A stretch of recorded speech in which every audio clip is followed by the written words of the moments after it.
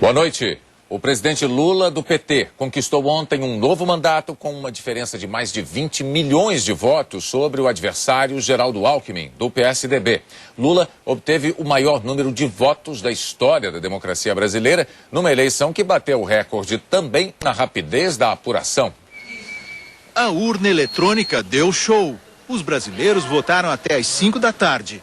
E por causa da diferença de fuso, no Acre e em parte do Amazonas, até às 7 pelo horário de Brasília. Isso não impediu o TSE de declarar a vitória do presidente Lula às 7h12.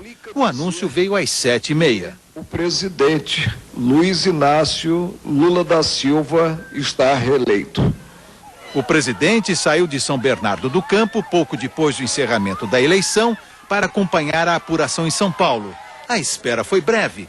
Às 8h22, o adversário Geraldo Alckmin telefonou, reconhecendo a derrota. Às 8h15, Lula já falava como presidente reeleito. Quero conversar com todos. Sem distinção, não haverá um único partido nesse país que eu não chame para conversar, para dizer o seguinte: agora, o problema do Brasil é de todos nós. Disse que o país vai crescer mais no segundo mandato. E eu acho que o Brasil pode crescer 5%, pode crescer 6%. Depende de nós agilizarmos os projetos que estão em andamento.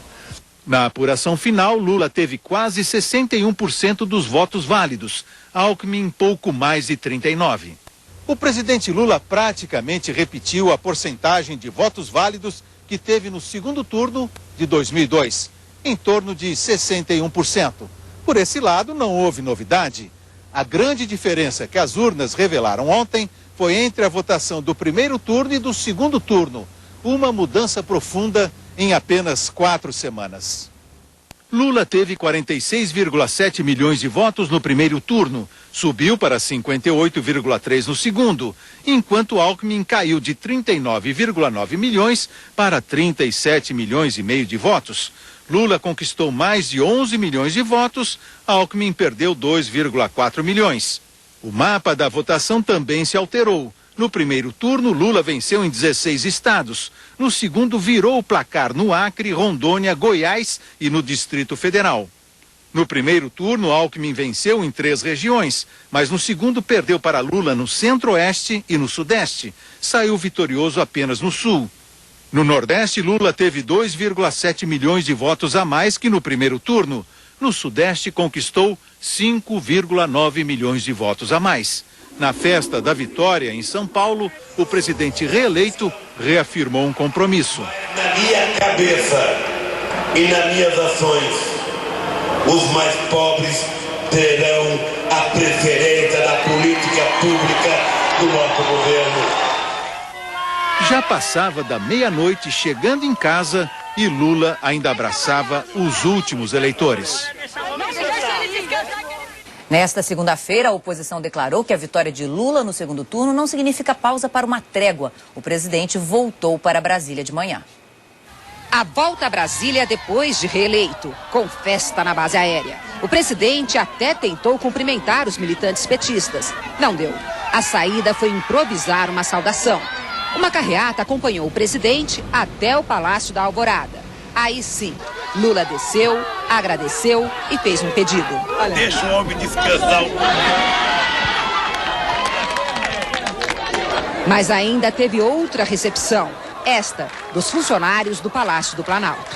O descanso deve ser no feriadão do Dia de Finados. Hoje, Lula recebeu cumprimentos pela vitória do presidente da França e do primeiro-ministro da Inglaterra. E ligou para cumprimentar os governadores reeleitos do Paraná e da Paraíba e os eleitos do Pará e de Pernambuco.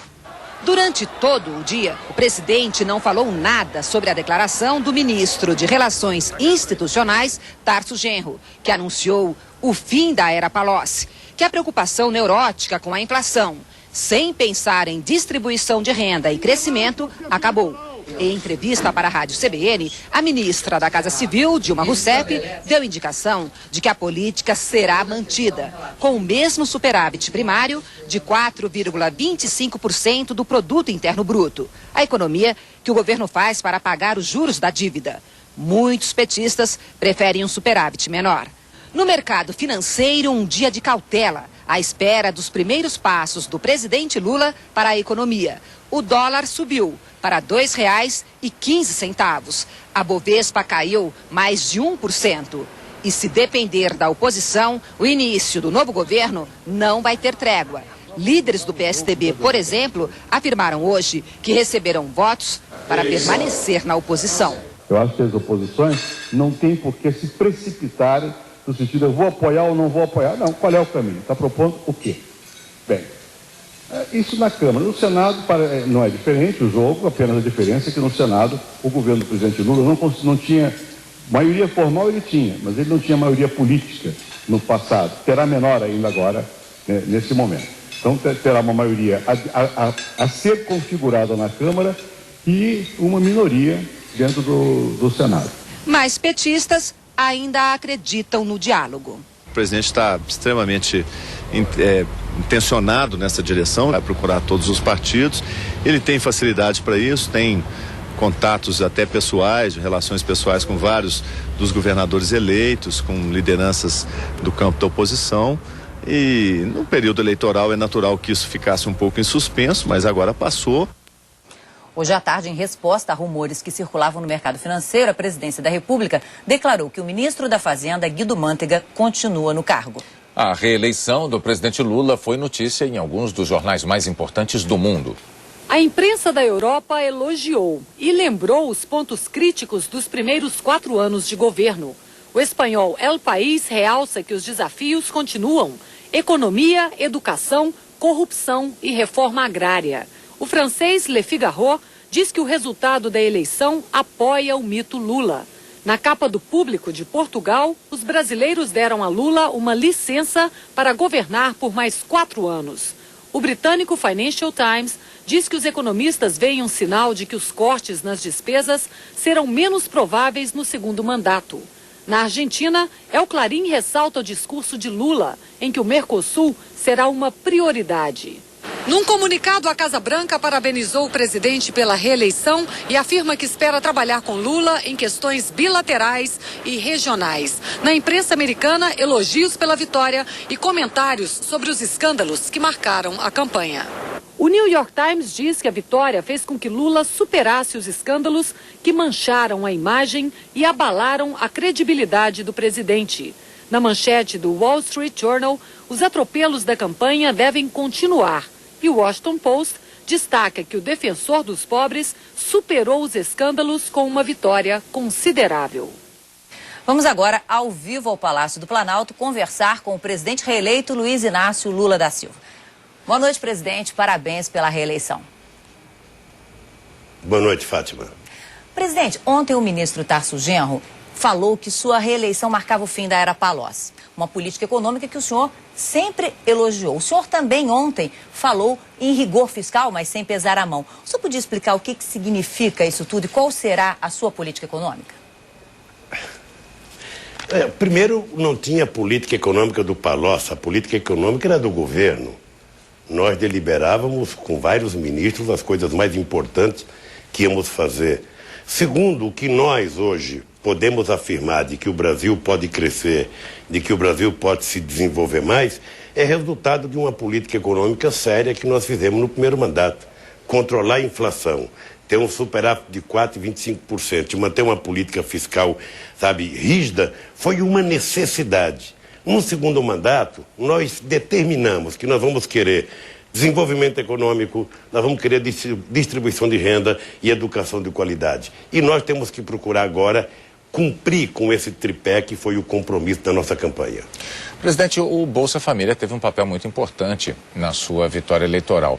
Eu queria saber se o senhor está satisfeito, plenamente satisfeito com esse programa, ou o senhor acha que ele ainda pode melhorar de alguma maneira? Ele pode melhorar. Ele pode melhorar, veja, na medida em que a gente não só faça o reajuste necessário, corrija aquilo que está errado, mas sobretudo na medida em que a gente tenha programas que nós chamamos de portas de saída. Nós queremos que as pessoas possam ter empregos e que as pessoas possam ganhar salário em função do seu trabalho. O Bolsa Família é uma questão que vai continuar existindo até que a gente não consiga diminuir a pobreza nesse país. Eu fico muito feliz quando percebo que, por conta do Bolsa Família e por conta do salário mínimo, a gente teve em pouco tempo uma redução de 19,3% das pessoas pobres no Brasil. É um alento e que precisa ser trabalhado com muito mais cuidado, com muito mais carinho, e nós vamos continuar trabalhando porque nós precisamos exterminar a miséria nesse país. Presidente, como é que vai ser a sua relação com o Congresso para que as suas propostas elas sejam aprovadas com mais rapidez? E quais serão os seus projetos prioritários no próximo mandato?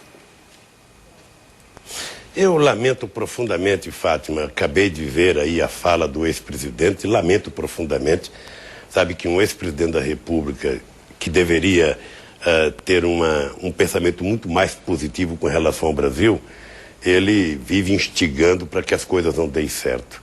Ora, primeiro, eu acho que oposição é oposição, situação é situação. Isso é no Brasil e no mundo inteiro. Segundo, eu não tenho projeto de interesse pessoal. Os projetos são de interesses da nação.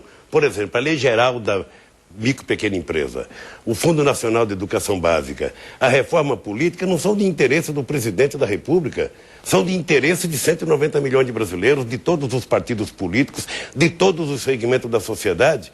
Portanto, os congressistas terão que votar, não porque é uma proposta do presidente, porque é uma proposta que interessa ao Brasil. E o Brasil espera que todos nós sejamos muito mais responsáveis do que já fomos em outros momentos históricos. Agora, presidente, o senhor menciona a observação feita ainda há pouco pelo ex-presidente Fernando Henrique de que não haverá uma trégua, há uma sinalização neste sentido, mas paralelamente aos projetos de seu interesse que o senhor espera ver aprovados no Congresso, haverá ainda também as investigações ainda sobre a origem do dinheiro do dossiê. Como é que o senhor pretende conviver com a oposição nesse período em que as investigações estarão rolando ainda?